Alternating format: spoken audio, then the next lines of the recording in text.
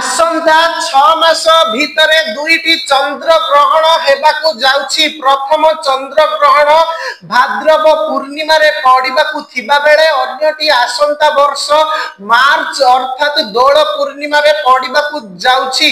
जदि कहिबा प्रथमटी भागवत जन्म एवं द्वितीयटी दोल गोविंदक जन्म दिवस रे हेबाकु जाउछि। तेबे एही समय रे ठाकुरक नीति रे विच्युत देखा देव जहा कि समग्र देश पई क्षति हेबो।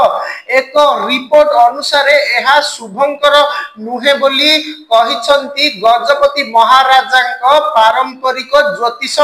पाणीपाग अनुकूल नहेबा सहित बन्या बात्या एवं दुर्विपाक भली स्थिति देखा देई पारे।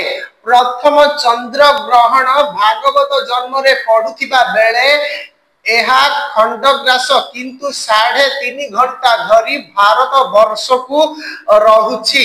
राति 9:57 रे लागी राति 1:27 रे सर्वमुख्य हेबो। एही समय रे पाक त्याग निषेध रहिबो। एही चंद्र ग्रहण विशेष करी वृष मिथुन कर्कट सिंह कुंभ एवं मीन पई शुभंकर नुहे। एतिकी राशि को छाड़िले अन्य राशि पई एहा शुभ फल प्रदान करिबो।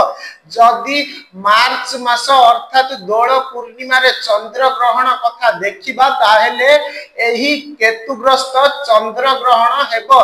सूर्य थाई एही ग्रहण लागिबो।